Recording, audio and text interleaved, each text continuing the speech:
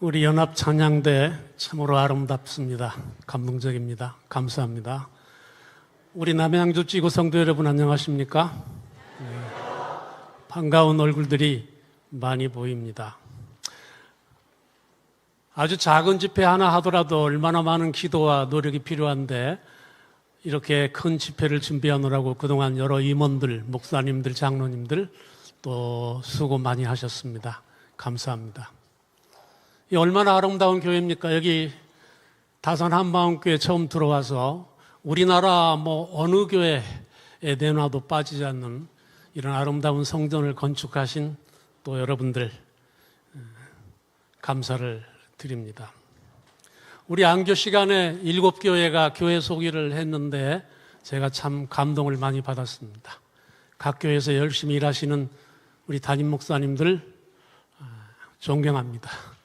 그리고 각 교인들의 기도가 꼭 응답되기를 바라고 우리 다산교회도 아름다운 헌당식을 할 수 있게 되기를 기도하겠습니다. 우리 주제성경절 다시 한번 보겠습니다. 다 외우시죠? 그런즉 시작. 그런즉 누구든지 그리스도 안에 있으면 새로운 피조물이라. 이전 것은 지나갔으니 보라 새 것이 되었도다. 여러분 이 성경절 읽을 때는 좀 감격스럽게 읽으셔야 돼요. 보라 새 것이 되었도다. 아주 감격스럽게.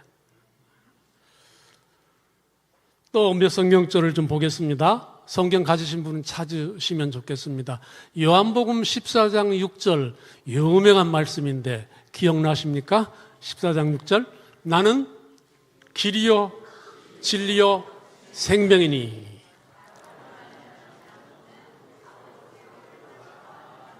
예, 그 뒤까지 아주 잘 외우셨습니다. 또 요한복음 14장 6절 연결되는 절인데 요한복음 8장 32절 진리를 알지니 진리가 너희를 자유롭게 하리라. 또 베드로전서 3장 15절 이 절도 유명합니다. 기억나십니까? 너희 속에 있는 소망에 관한 이유를 묻는 자들에게는 대답할 것을 항상 예비하되 뭘 어떻게 하라고 그랬어요? 온유와 두려움으로 하고 그랬습니다. 이번에 보니까 우리 남양주지구 음악 수준이 아주 높습니다. 안식일학교 시간에 금곡교회도 아주 잘하시고 오후에도 또 기대가 됩니다. 사실은 제 설교보다는 아름다운 찬양이 더 감동적이죠. 저는 지난 한 30년 동안 제가 목회도 했고 했지만은 한 30년 동안 삼육대학교에서 학생들을 가르쳤습니다. 어떤 분이 30년 동안 사택에서 살았냐고 그러시는데 그러지는 않고 사택에서 산 것은 총장 시절 한 3년 살았고 삼육대학은 사택 안 줍니다. 자기가 알아서 살아야 돼요. 지금은 은퇴한 지도 오래됐으면 은퇴한 지도 한 14년 이제 되어 갑니다. 제가 한 30년 동안 학생들을 가르쳤는데 신학과만 가르친 게 아니에요. 한 25개, 6개 학과가 있기 때문에 그 믿지 않는 학생들이 많아요. 그 학생들을 가르쳐서 침대 주는 것도 다 제 책임입니다. 신학과 교수들 책임이에요. 그래서 저는 젊은 시절에는 신학과보다는 오히려 아주 억센과에 가서 많이 성경을 가르쳤어요. 어떤 때는 아주 힘들죠. 잘 듣지도 않고 여러분처럼 이렇게 쳐다보며 들어주면 얼마나 좋겠어요. 몇 시간이라도 하죠. 그런데 안 들어주고 반항하는 눈빛으로 쳐다보고 왜 우리를 괴롭히냐 그런 얼굴로 이렇게 보는 앞에서 성경 가르치는 게 쉬운 일이 아닙니다.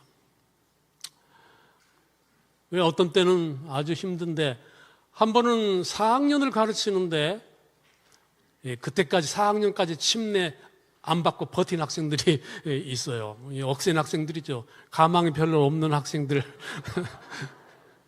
근데 그 중에서 어떤 학생 하나가 특별히 저를 아주 괴롭혀요. 이 첫 시간부터 이상한 말을 해서 웃기고 그 학생 때문에 성경 공부하기가 힘들어요. 그래서 첫 시간 끝난 다음에 제가 불렀습니다. 너 졸업하면 너 성경 이렇게 가르쳐줄 사람도 없어 이제. 지금이 마지막 기회다. 삼육대학교에서 다른 거 혹시 못 가져가도 좋은데 이 하나님을 아버지로 모시는 아름다운 신앙만 가지고 가도 너는 성공한 거야, 네 일생이. 어떤 어려움이 너한테 오더라도 하나님을 아버지라고 부르며 살면 그건 네 성공적인 삶이다. 이 마지막 기회를 근데 어떻게 그렇게 허송세월 하느냐?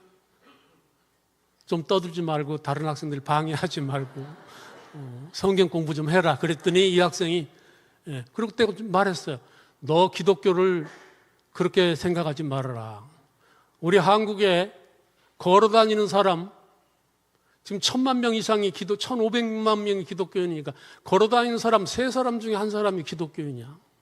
한국을 움직이는 사람들 중에 기독교인들이 많아. 다 그 사람들이 성경을 사랑하고 하나님을 아버지라고 부르는 사람들이다. 너도 좀 그런 사람들 중에 들어가면 얼마나 좋겠냐. 그랬더니 이 학생이 목사님 제가 안 듣는 것 같아도요 속으로는 다 듣고 있습니다. 그래서 제가 뭐라고 했어요? 속으로 듣는 태도가 그 모양이냐. 그리고 이 학생이 졸업을 했습니다. 저도 이 학생을 까만들가게 잊어버렸어요. 학교 다닐 때도 이런 분위기, 학교 삼대학 분위기 속에서도 그렇게 반항적인데 나가서 무슨 교회 다니겠나 싶어서 잊었는데 제가 몇 년 후에 어느 교회 주말 봉회하러 갔다가 그 교회에서 이 말썽꾸러기를 만났습니다. 제가 얼굴만 봐도 겁이 나는 사람인데 교회 안 다니는 줄 알았더니 그 교회 다니더라고요. 근데 교인들이 집사님 그래요. 그 사람은. 제가 놀래서 옆에 교인한테 물었습니다. 저 집사님 교회 잘 나옵니까? 그랬더니 교회 잘 나오는 게 뭡니까? 얼마나 신실하고 새벽 기도에도 한번 빠지지 않고 참 좋은 집사님. 그게 제가 회개를 많이 했습니다. 하나님께서 무슨 일을 하셨는가? 나는 정말 희망 없이 봤는데 하나님께서 굉장한 일을 하셨구나. 이 집사님이 저를 소개했습니다. 옛날에 자기 가르쳐준 선생님이라고 교인들 앞에서 옛날에 제가 삼육대학교 다닐 때 성경 가르쳐준 목사님이십니다. 그랬더니 온 교인들이 와서 인사를 해요. 얼마나 잘 가르쳤으면 저렇게 좋은 집사님을 만들어냈습니까? 그게 염치 없어서 제가 혼났어요. 하나님의 은혜입니다. 하나님의 은혜입니다. 제가 그래서 점심 먹을 때 이 집사님이 옛날 선생님이라고 점심 트레이를 들고 제 앞에 와서 먹어요. 그래서 제가 얼굴을 신기해서 한참 동안 쳐다봤습니다. 얼굴이 달라졌어요. 옛날 학생 때 전형적인 우리 교인 얼굴. 여러분 우리 교인 얼굴 시내에서 만나면 구분하십니까? 저는 구분해요. 성경책 안 들고 있더라도 버스를 타고 가다가도 저 우리 교인 같다. 우리 교인들은요 어쩐지 모르게 얼굴에 뭔가 달라요. 그래서 제가 신기해서 가끔 생각해 봅니다. 뭐 때문에 그럴까? 안식일 지키느라고 애써서 그럴까? 신앙대로 살라고 좁은 길을 가다가 애써서 저렇게 얼굴이 저렇게 혹은 절제 생활을 해서 얼굴이 채식을 해서 얼굴이 저렇게 달라졌을까? 뭔가 풍기는 그런 무슨 분이라고 할까요? 그렇게 달라졌어요. 그래서 제가 말했습니다. 옛날하고는 많이 달라졌네? 제가 그랬어요. 그랬더니 집사님이 말했습니다.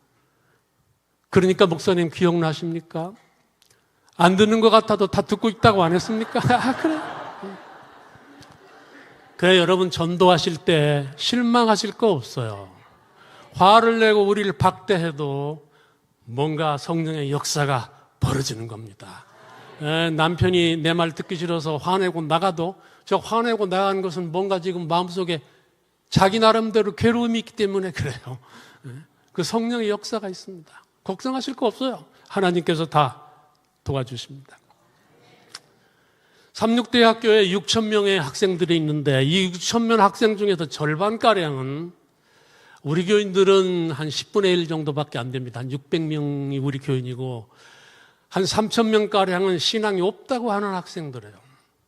이 학생들이 들어와서 이제 성경도 공부하고 채플도 참석하고 그러는데, 이 학생들이 제가 성경 가르치면은 이제 학생들이 저를 좋아하게 되잖아요. 한 학기쯤 가르치면 저하고 정이 들고 좋아하게 되면은 저를 아주 신기하게 생각해요. 제 정체에 대해서 알고 싶어 해요. 어떤 사람이냐? 왜 기독교인이 되었지? 왜 기독교인 중에서도 특별히 재림교인이 되었지? 학생들이 각 잘 써요. 하필이면 그런 말을 써요. 목사님 하필이면 왜 이렇게 작은 교회? 제가 말해요.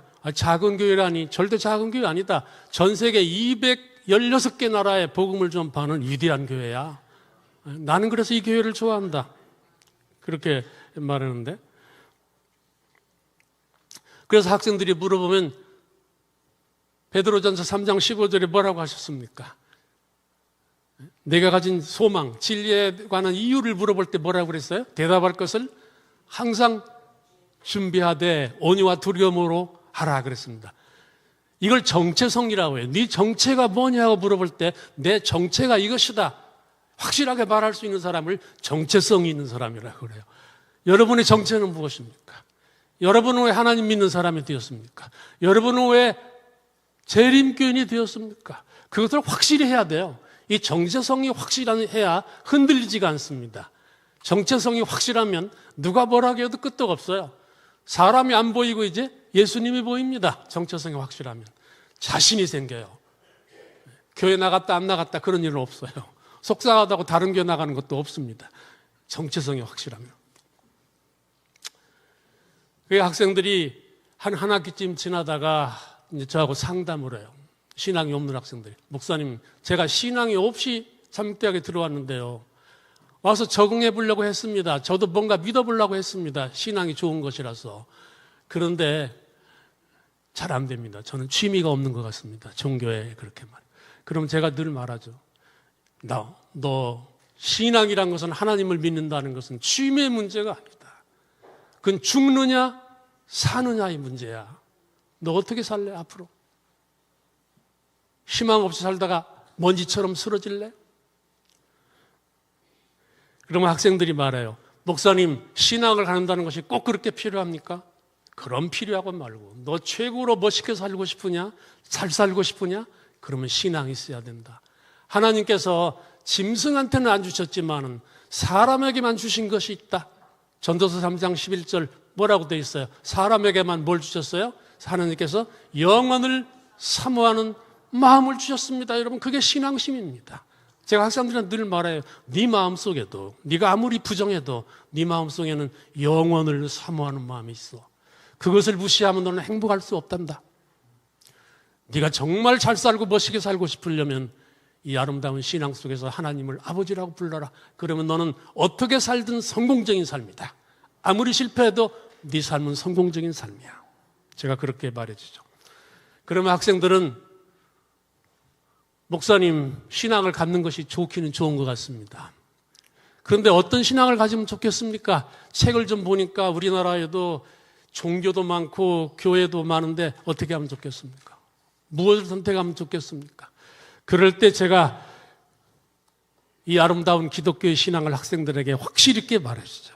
너 세상에 종교가 많지만은 불교도 있고 유교도 있고 도교도 있고 이슬람도 있고 조르아스터교도 있고 유대교도 있고 많지만은 그러나 이 기독교의 하나님, 성경의 하나님처럼 우리를 목숨 바쳐 사랑하는 하나님의 그런 신이 세상에 어디 있느냐? 너 공부 좀 해봐라.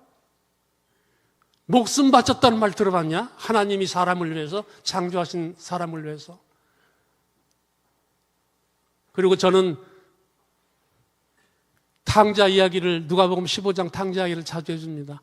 탕자가 온갖 미운 짓을 하고 들어올 때 그 탕자는 아직 하나님을 보지도 못하지만은 아직도 상거가 서로 간의 거리가 먼데 아버지가 저를 보고 아버지가 먼저 봐요. 그리고 아버지가 달려갑니다. 치근히 여겨 달려가서 입을 맞추고. 저는 이 달려오시는 하나님 아버지를 좋아합니다. 내 누더기 같은 삶을 향하여 오늘 아침에도 달려오시는 내 아버지를 좋아합니다. 제가 학생들에게 소개하고 싶은 건 그거예요. 이런 하나님을 아버지라고 모시고 살면 너는 보나마나 성공적인 삶이다. 가장 아름다운 삶이야. 가장 고상한 삶이다. 그러면 학생들이 또 말하죠. 근데 목사님은 기독교 중에서 우리가 학생들이 기독교를 이렇게 살펴보니까 여러 교파들이 있는데 천주교도 있고, 기독교는 크게 둘로 갈라지죠. 천주교, 그다음에 뭐예요? 개신교. 천주교도 여러분 기독교라고 합니다. 기독교는 천주교, 개신교를 갈라지는데, 개신교에는 교회들이 많아요. 우리 재림교회도 있죠. 또 수가 많은 장로교회도 있고, 뭐 감리교회, 침례교회, 순복음교회 많죠. 어떤 교회를 선택하면 좋겠습니까? 저한테 말해요. 그때 저는 딱 한 가지 기준만 말합니다. 너희들이 찾아봐라. 기독교는 하나님께서 계시로 주신 하나님의 말씀이 있다. 누가 어느 교회가 이 말씀대로 사는지 너희들이 찾아봐. 그래서 그 말씀대로 사는 교회가 있다면 그 교회, 그 교인들과 함께 운명을 같이 해라. 그것이 최고로 참된 교회니까. 이 말씀에 손을 대면 그때부터 종교는 종교가 아니다. 제가 학생들한테 그렇게 늘 말해주죠. 그러면 학생들이 목사님께서 재림교인이 되는 이유를 좀 말씀해 보십시오. 목사님은 종교학도 공부하고 신학도 공부하고 두 개를 같이 공부했다는데 그러고서도 왜 재림교회를 선택했는지 말씀해 보십시오. 그렇게 물어요. 목사님 차라리 서울 시내에 대형 교회를 하나 세우시지 그렇습니까? 저한테 목사님이 만일 교회를 세우시면 우리 다 거기 다니겠습니다. 학생들이 그래요. 왜 이렇게 조그만 교회 목사님이 되셨습니까? 그래서 제가 학생들한테 말합니다. 내가 왜 재림교인이 됐나? 첫 번째는 재림교회가 하나님의 말씀대로 특별히 예수님을 개인의 구주로 모시고 그리스도 안에서 기뻐하고 감사하는 그런 참된 기독교이기 때문에 나는 재림교인이 되었다. 예수님을 아주 높이는, 하나님과 예수님을 높이는 교회다. 두 번째로는 재림교회는 성경 말씀 그대로 사는 교회이기 때문에 내가 이 교회를 선택했다. 아무리 대형 교회고 거대한 몇백억짜리 건물을 가지고 있는 교회라 하더라도 하나님의 말씀대로 순종하지 않으면 아무 가치가 없다. 말씀에 손을 대고 바꾸면은 그것은 종교가 아니야. 그때부터는 계시에 손, 종교학적으로 말하면 이렇게 말해. 종교학에서는 계시에 손을 대면 그것은 종교가 아니에요. 어떤 하나님이 어떤 신이 준 계시에다 손을 대면 그것은 종교가 아닙니다. 그래서 제가 마음에 맞든 맞지 않든 유리하든 불리하든 하나님의 말씀대로 사는 교인들이 있는 교회가 우리 재림교인이기 때문에 나는 재림교회를 선택했다. 그러면 학생들이 또 공부를 많이 해가지고 저를 골탕 먹이려고 하는 학생들이 꽤나 있어요. 공부를 해야 저를 골탕 먹일 수 있기 때문에 열심히 공부를 합니다. 우리 학생, 삼육대학교 학생들이 제일 가슴에 좀 문제가 있는 것이 뭔가 하면 안식이래요. 기독교 계통의 대학교에 온 것은 좋아합니다. 왜냐하면 한국에는 기독교 대학이 유명한 대학들이 많아요. 무슨 대학들이 있습니까? 연세대, 이화여대, 서강대, 삼육대학교 바로 옆에 서울여대, 다 기독교 대학이죠. 그 기독교 대학에 온 것에 대해서는 아무 문제가 없어요. 그건 괜찮은데, 안전하고 좋은데 안식일이 문제예요. 그리고 사람들한테 막 많이 들어요. 안식일이 뭐 틀렸다는지 혹은 뭐 인터넷으로 막 찾아보면 온갖 부정적인 것이 다 나와요. 그걸로 신입생들이 얼굴이 좀 어두워요. 여기 계속 다녀야 되나? 아니면은 또 수능시험 다시 한번 봐야 되나? 이것을 바꿔놓으려면 안식일부터 해결해 줘야 됩니다. 첫 번부터. 그래서 저는 신입생들이 들어오면 맨 처음 안식일부터 해결해 줘요. 이거 해결 안 되면 1년 내내 얼굴이 어두워. 내가 이상한 데 있구나. 그래서 제가 어떤 때는 학생들이 말해요. 사람들이 재림교회를 좀 이상하다고 하던데요. 인터넷에도 그렇게 있고. 뭐가 이상하냐? 나는 이상한 것이 하나도 없어서 이 교회를 선택했다. 뭐가 이상하다고 하든 제일 먼저 꺼내는 것이 뭐겠어요? 안식일. 다 일요일 날 교회 가는데 왜 안식일 토요일에 교회 갑니까? 그럼 제가 여러 가지로 말하죠. 성경에는 맨 안식일 지키라는 말밖에 없다. 주일이라는 말은 없어. 나오지도 않아, 성경에는. 주의 날이라는 말이 요한계시록에 한 번 나오는데, 주의 날에 계시를 받았다고 하는데, 요한 당시는 주일이라는 것이 없기 때문에 요한 당시의 주의 날은 안식일의 주인이지는 안식일이에요. 두말할 것도 없이. 없어. 십계명에도 하나님께서 너무 답답하셔서 십계명에도 넣어놓으셨어. 안식일을 기억하여 거룩히 지키라. 엿새 동안은 힘써 내 모든 일을 행할 것이나 제7일은 너희 하나님 여호와의 안식일인즉 너나 내 아들이나 쭉 계속돼요. 제7일로 아예 못 박아 놓으셨어요. 기억하라고 하셨어요. 이래도 우리가 이 말씀을 무시하겠냐? 제가 학생들한테 물어요. 그리고 제가 답답하면 너 장학금을 줄 테니까 성경에서 일요일 날 교회 간 사람을 한 명이라도 찾아봐라. 그럼 장학금 줄게. 그래. 여러분 장학금 단 사람 있겠어요, 없겠어요? 성경에는 단 한 명도 하나님의 아들까지 다 안식일에 토요일에 교회 갔지 일요일에 교회 간 사람은 없어요. 그럼 학생들이 또 공부를 하고 와서 이렇게 말합니다. 목사님, 우리 교회 목사님이 그러시는데요. 구약시대 때 안식일을 지킨 것은 맞대요. 근데 신약시대는 예수님의 부활하신 날이 너무나 중요하기 때문에 일요일 부활하신 날을 안식일로 지킨답니다. 그래서 제가 또 말해주죠. 부활도 중요하지.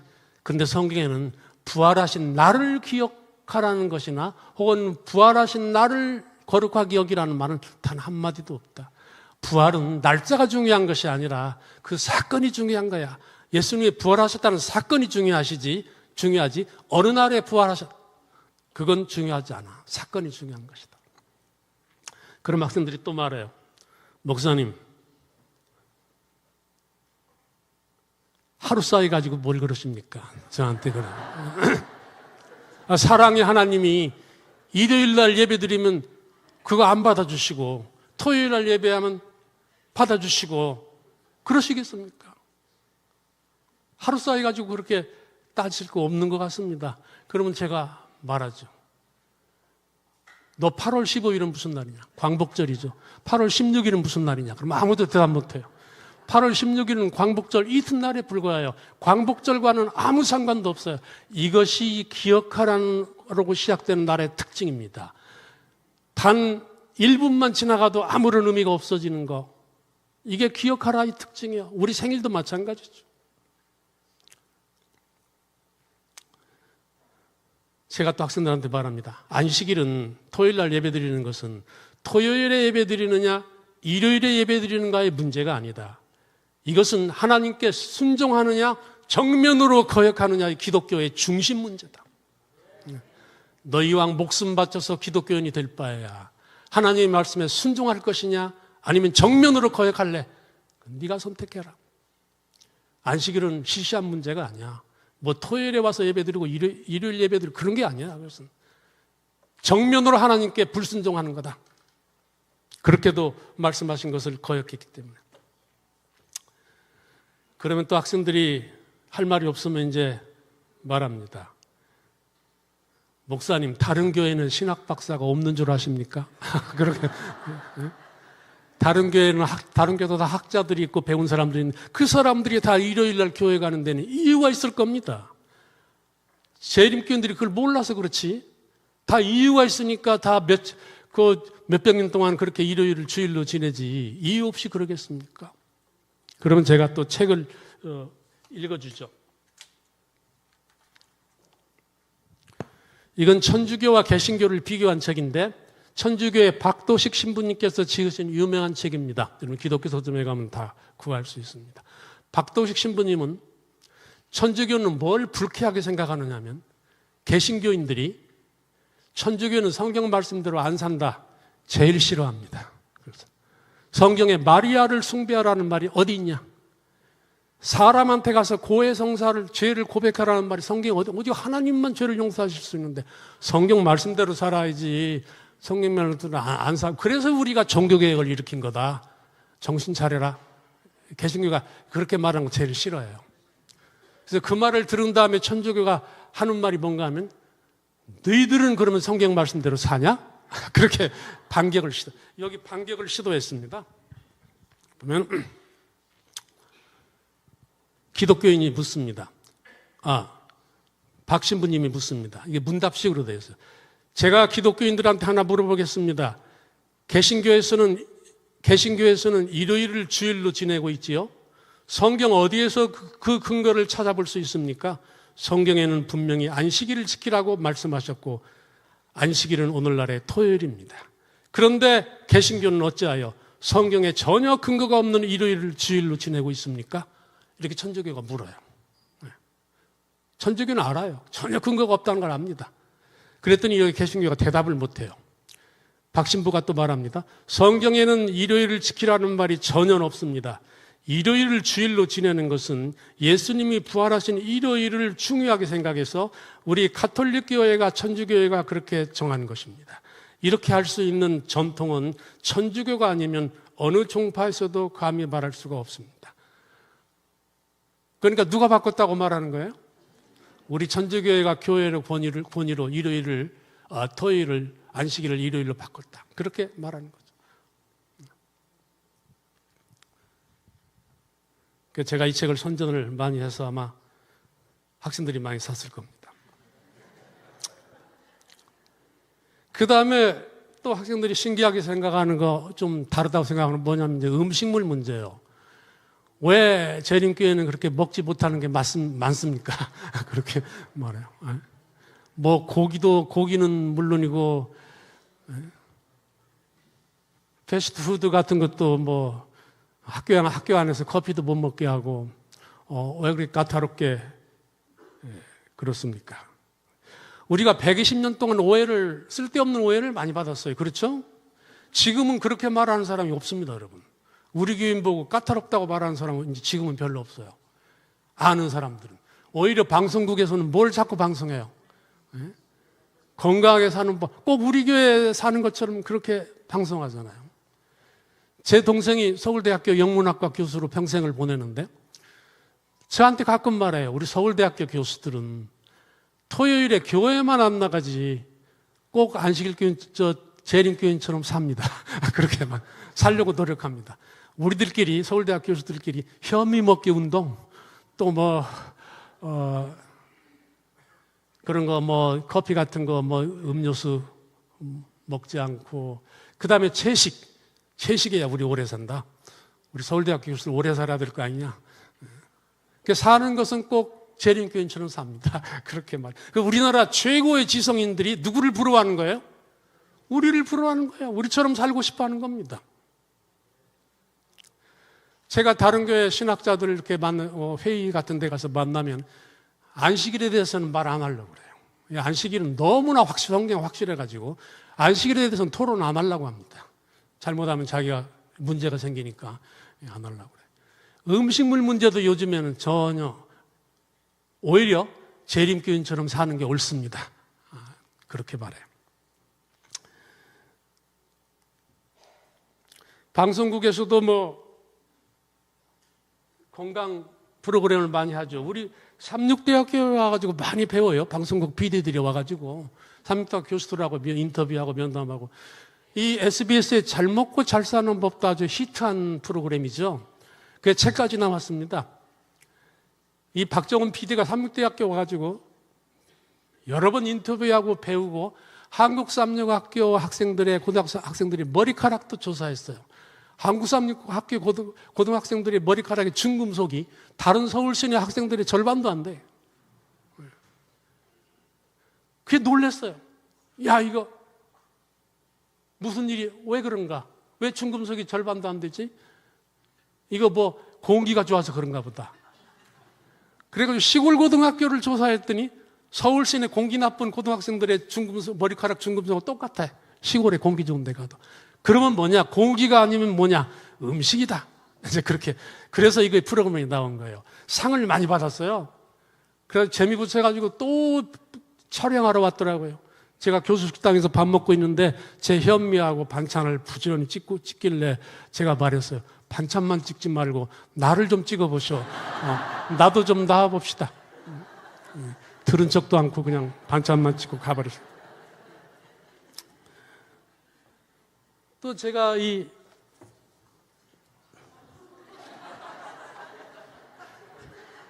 여러분, 내셔널 지오그래픽이라는 잡지는 과학 잡지요. 이 과학 잡지는요, 실제로 증명이 안 된 것은 여기 실어주질 않습니다.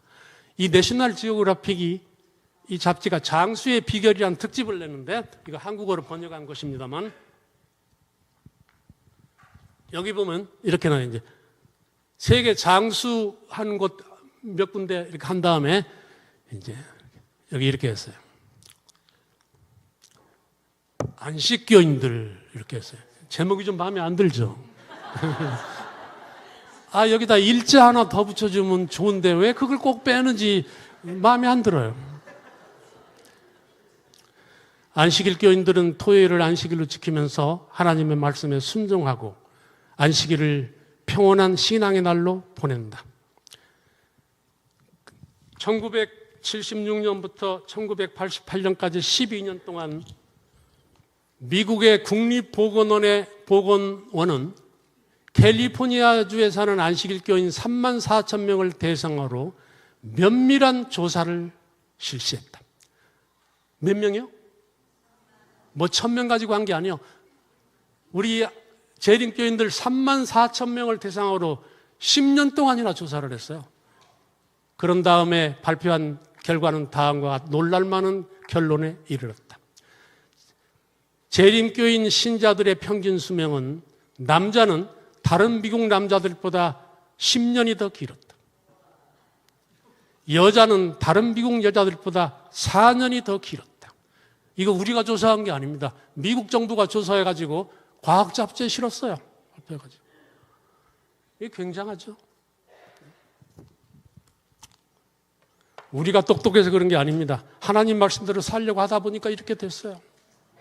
진리의 말씀이죠.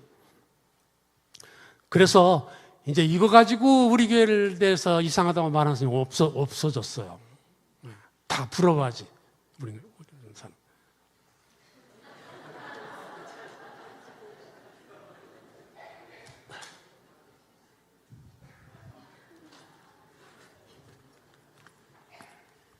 어디 갔는지 모르겠네.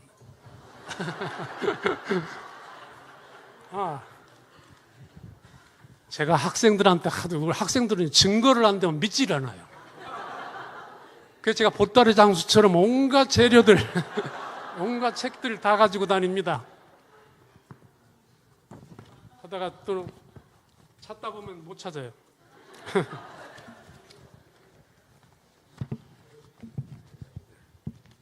여기 어디 있을 것 같습니다.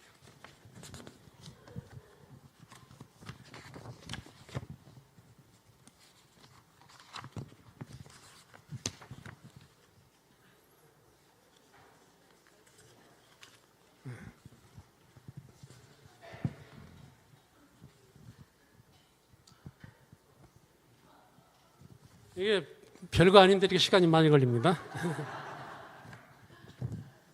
이게 좀 오래된 자료긴 하지만 2010년에 캐나다 밴쿠버 올림픽에서 누굽니까? 이 김연아요.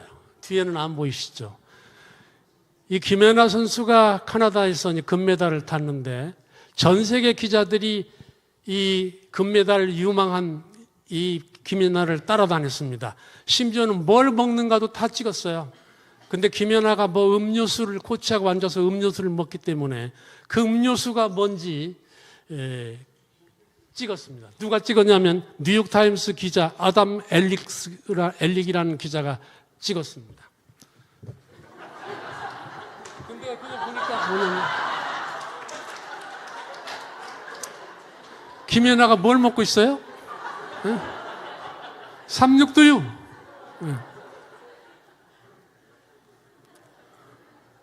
그래서 학생들한테 이거 보여줬더니 절제에 대해서 강의하면서 보여줬더니 학생들이 김연아가 왜 캐나다까지 가서 하필이면 삼육두유를 먹습니까? 그래서 제가 말했습니다. 김연아가 삼육두유를 안 먹으면 회전이 잘 안 된다더라. 물론 제가 농담으로 그랬지만은 마음속 한편에는 진담도 있었어요. 김연아가요 회전을 시도할 때 아무거나 먹고 하겠습니까? 맥주 한 잔 마시고 회전을, 고기를 그냥 배부르게 먹고 회전을 하겠어요? 그렇지 않죠. 철저한 절제, 음식 조심하고 그런 다음에 회전을 할 겁니다. 맑은 정신을 갖기 위해서는 그만큼 노력이 필요하죠. 하나님께서 그래 절제기별을 우리 교회에게 주시고 위탁하신 이유는 우리가 더 승천할 사람입니다. 승천할 사람들이 아무렇게나 흙탕물에 굴러다니다가 승천할 수는 없어요. 깨끗하게 살라고 우리한테 절제기별을 주신 거죠.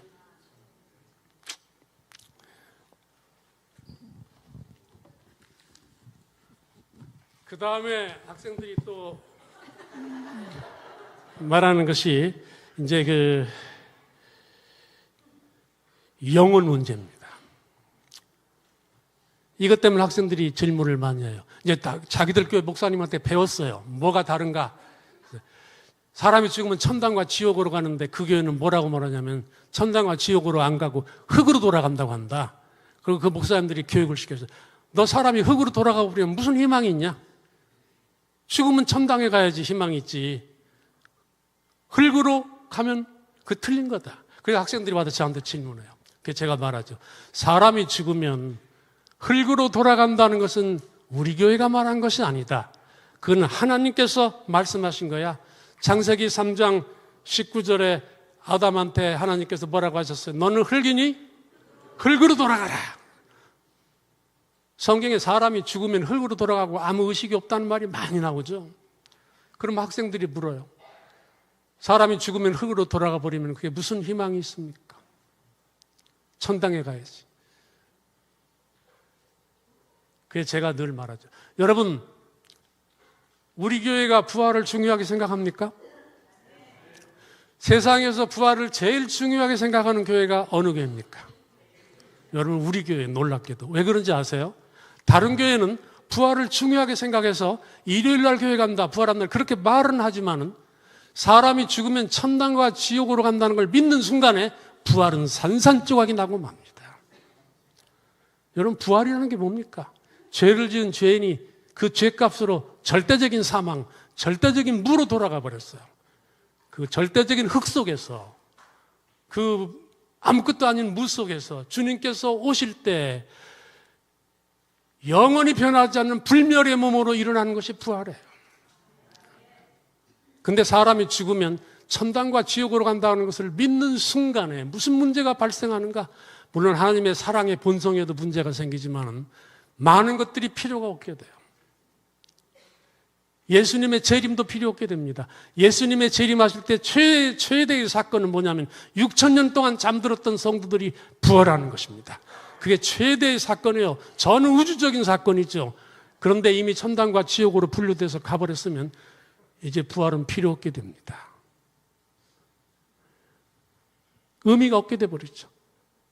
재림이 의미를 잃어버리면 무엇도 의미를 잃어버리냐면 심판도 의미를 잃어버리게 돼요.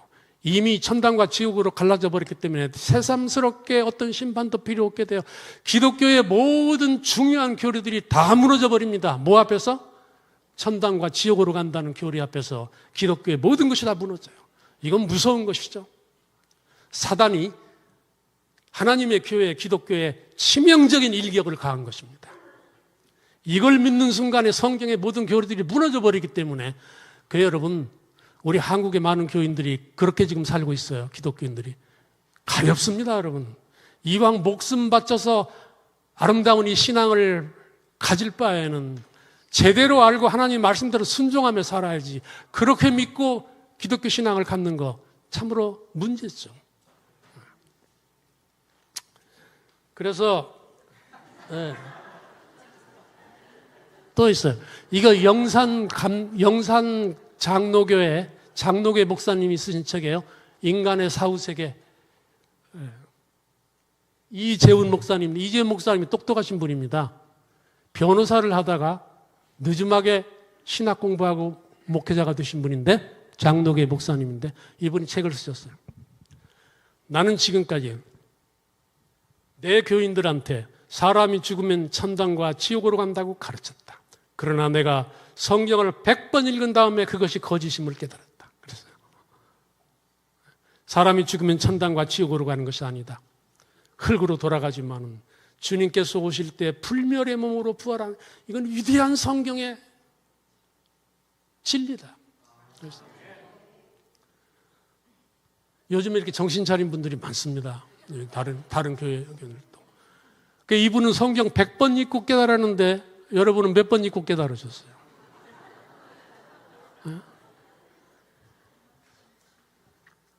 참 우리가 너무나 감사합니다. 이 아름다운 교회 교인 된 거 여러분 감사하지 않아요? 저는 늘 감사합니다. 어떻게 해서 이렇게 아름다운 진리교회에 내가 들어오게 되었나? 안 그러면 평생을 헤매고도 아직도 천당 지옥을 믿고 살 텐데, 또 아직도 안식일도 제대로 모를 텐데, 그렇게 십계명 속에 들어있는 것까지도 무시하며 살 텐데, 정말 진리교회 하나님 감사합니다. 하루에 몇 번이고 그런 감사하는 말이 나와요. 제가 학생들한테 마지막으로 강조하는 것은 그것입니다. 이런 진리도 중요하지만은 재림교회는 하나님을 정말로 사랑하려고 애쓰고 그 말씀대로 순종하며 살려고 애쓰고 그 하나님의 아들이신 예수님을 사랑하며 살기 때문에 가장 높이고 살기 때문에 내가 이 교회를 선택했다. 너희들도 그러기를 바란다. 절대 후회하지 않을 것이다. 평생이 아름다울 것이다. 내가 자신 있게 말한다. 그렇게 말해주죠. 여러분, 그래서 이번 총 주제가 뭡니까? 그런 정 누구든지 그리스도 안에 있으면, 이게 참 아주 굉장히 아름다운 말이죠. 사도 바울 이 말을 굉장히 좋아했어요. 그리스도 안에 있으면. 사도 바울의 마음속에 문제가 많았어요. 이게 진리인가 아닌가? 이거 어떻게 된 것인가? 그런 깨달은 게 있어요. 그리스도 안에서 이 모든 것이다. 내가 바라는 모든 것이 지금은 눈에 안 보여도 그리스도 안에서 다 이루어졌구나. 이 안에 살면 나는 가장 성공적이고 아름다운 사람이다. 그랬어요. 제가 한 40년 전에 미국으로 이제 공부하러 갔습니다. 그때 삼육대학교에서 이제 박사학위 때문에 저를 신약을 공부하기 위해서 저를 보냈는데, 한 40년 전에 한국에 아직 컴퓨터가 없었어요. 가보니까 미국도 초기 단계예요. 이 40년 동안에 굉장한 발전을 한 겁니다. 그래서 컴퓨터 구경도 못하고 갔었는데, 거기서는 가니까 제가 박사과정에 입학했는데 벌써 컴퓨터로 다 쳐서 숙제를 다 내더라고요. 저는 컴퓨터도 없는데 보지도 못하고 갔는데, 그래서 제가 문제가 많았는데, 가서 여름방학 때 가가지고 하루에 4시간씩 한 달 동안 공부하는 과목에 처음에 들어갔는데 그리스도론이야. 그러니까 그리스도에 대해서 집중적으로 한 달 동안 배우는 거야. 하루에 4시간씩. 근데 교수님이 첫 시간 끝난 다음에 저를 부르시더니, 여기 석사과정, 여름이라 전부 석사과정 학생들인데 당신은 박사과정 학생이 와서 갑자기 석사과정 학생 클래스에 들어왔기 때문에 이 학생들이 하는 것 말고 플러스 논문을 하나 써야 돼. 학점을 받을 수 있다. 그래요. 그래서 제가 무슨 논문을 써야 됩니까? 한 달 동안에. 그랬더니 제목을 하나 주십시오. 저는 한국에서 막 와가지고 아직도 정신이 없는데 제목을 하나 주십시오. 그랬더니 요한복음 3장 16절을 써보면 어떻겠느냐고 그래요. 그리스도론이니까. 3장 16절이 뭡니까? 하나님이 세상을 이처럼 사랑하사 독생자를 주셨으니 이는 저를 믿는 자마다 멸망치 않고 영생을 얻게 하라. 요한복음 3장 16절에 나타난 독생자에 대한 연구, 이렇게 해서 논문을 쓰라고 그래요. 그래서 제가 쓰겠다고 그랬어요. 몇 장 쓰면 됩니까? 40장만 쓰라고 그래요. 시간이 짧으니까. 그래서 이제 도서관에 가서 막 그때부터 이제 잠도 안 자고 컴퓨터 하나 빌려가지고 이걸 막 쓰기 시작했는데 잠도 못 자고 한 20일 이상 고생해가지고 겨우 썼어요. 미국 그 교수들은요, 시간에 늦으면은 안 봐줘요. 한국 교수들은 사정하면 봐주는데, 이 사람들은 평소에는 아주 친절하고 내가 너를 위해서 늘 기도한다. 그리고 기도해 주는 거하고 성적 주는 거는 완전히 달라요. 늦게 내면 안 돼. 그래서 뭐 잠도 못 자고 열심히 40장을 썼습니다. 이 독생자에 대한 연구이기 때문에 헬라어가 많이 나와요. 독생자를 헬라어로 모노게네스라고 합니다. 모노라는 것은 유일하다는 말이고 게네스라는 것은 어떤 그 존재라는 말이죠. 유일한 존재, 모노게네스인데. 그래서 다 써가지고 이제 미국 학생들한테 한번 보여줬어요. 내기 전에. 내가 영어로 썼으니까 한번 봐주라. 그때 미국 학생들이 보고 몇 가지 고쳐주고 잘 썼다고 하고 이거 A 맞겠다고 하고. 근데 미국 학생들이 하나 지적했어요. 독생자가 말하는 말이 수백 개가 나오는데 이 독생자 모노게네스라는 말이 영어가 아니고 헬라어이기 때문에 그 밑에다가 밑줄을 긋든지 이탈릭체로 쓰든지 그렇게 해야 된다 그래요. 근데 제가 컴퓨터가 서툴러가지고 처음 만져보는 것이기 때문에 이 수백 개의 독생자 밑에다 밑줄을 그을 수가 없어요. 지금 같으면 가능한데 미국에서는 그 당시도 초창기라서 그거 아는 사람이 있는지 모르겠어요. 근데 하나씩 볼펜으로 그을 수도 없고 시간이 없어서 한꺼번에 다 밑줄이 딱 그어지게 해야 되는데 할 수 없이 컴퓨터 잘하는 한국 목사님을 좀 불러왔어요. 목사님 좀 와보시오. 나 좀 도와주시오. 그랬어요. 그랬더니 왔어요. 뭘 도와드릴까요? 내 이 독생자 논문인데 독생자 밑에 밑줄을 다 모노게네스 밑에 밑줄을 그어야 되는데 내가 못하니까 목사님이 좀 밑줄을 그어달라고 그랬어요. 그랬더니 제가 한번 해보죠 하더니 앉아가지고 한참 치더니 목사님 다 된 것 같습니다. 저장해드릴까요? 그래, 목사님 서투르시니까 저장해달라고 그랬어요. 그리고는 목사님 이제 프린트해서 빨리 내십시오. 시간 다 됐습니다. 그래서 제가 앉아가지고 1페이지부터 꺼내서 정말 독생자 밑에 밑줄이 그어졌는가 봤더니 제가 깜짝 놀랐어요. 아, 이 목사님이 뭘 어떻게 건드렸는지 독생자 밑에 밑줄이 그어지기는커녕 제 논문에서 독생자라는 말이 다 없어지고 말았어요. 아무리 봐도 말이 안 돼. 그거 왜 말이 안 되는가 봤더니 독생자가 다 사라졌어요. 한꺼번에 사라졌어요. 밑줄 긋다가 아마 사라지는 어떤 뭘 눌렀는가 봐요. 없어져 버렸어요. 지금 같으면 그거 복구할 수 있을 텐데 그때는 그거 그래서 제가 저는 그냥 깜짝 놀랐어요. 시간은 다 되는데 독생자가 없어져가지고 저는 저한테 독생자가 없다는 것이 그렇게 무서운 것인 줄 처음 알았어요. 그냥 겁이 덜컥 나요. 독생자가 없으니까 말이 안 돼. 겉으로는 멀쩡한데 독생자가 빠져나가니까 아무리 읽어도 이게 무슨 말인지 전혀 말이 안 돼요. 그래서 제가 얼른 뛰어가서 저기 간 목사님을 불렀습니다. 빨리 와보시오, 빨리 와보시오 그랬어요. 근데 그 목사님이 뛰어왔어요. 목사님 왜 그러십니까? 그래서 제가 말했어요. 내 독생자를 어떻게 했냐고 물었어요. 그랬더니 둘이 앉아가지고 막 찾아보는데 못 찾아 없어요. 그래서 이제 컴퓨터 전문가를 미국 학생 하나 데려왔어요. 왜 그러냐고 그래요. 우리가 독생자를 잃어버렸는데 어떻게 하면 찾을 수 있겠냐 그랬어요. 그랬더니 비키라고 그래서 이제 자리에 앉아가지고 한참 해보더니 잘못한 주제에 저장까지 해버려가지고 찾을 길이 없다고 그래요. 그럼 어떻게 하면 좋으냐? 이거 빨리 내야 되는데 시간이 없는데 딱 길이 하나 있다고 그래요. 그래서 우리가 반가워서 무슨 길이냐 그랬더니 둘이 앉아서 읽다가 말이 안 되면 거기다 독생자를 집어넣어라. 그래서 할 수 없이 둘이 땀을 펄펄 흘리면서 그때 1페이지부터 꺼내가지고 읽기 시작했습니다. 말이 안 됩니다, 여기. 독생자를 탁 집 모노게네스를 집어넣었어요. 그랬더니 다 죽어간 문장이, 말도 안 되는 문장이 독생자가 들어가자 확 살아나기 시작했습니다. 우리가 얼마나 재미가 있는지, 여기다! 독생자! 여기 독생자!